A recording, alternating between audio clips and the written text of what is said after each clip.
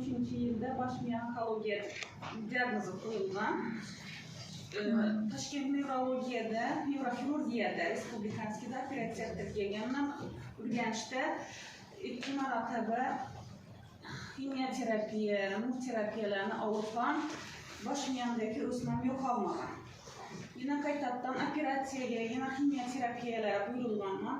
Men bezor bo'lib ketganimdan shu terapiyalardan keyin bu mahsulotni zakaz urib olib ichganman. Qo'shnim Nasiba Akajonova taklif etdi, tavsiya etganlar.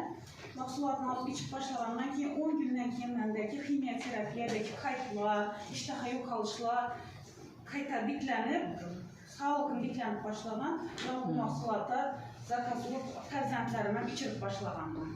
Ben zor rezultat alganman. 6 ay mahsulotni ichib bo'lib, Toshkentda yana respublikanskiy nevrokirurgiyaga borib, qayta tekshiruvga o'tganimda 100% sog'lom deb diagnoz qo'yishganlar.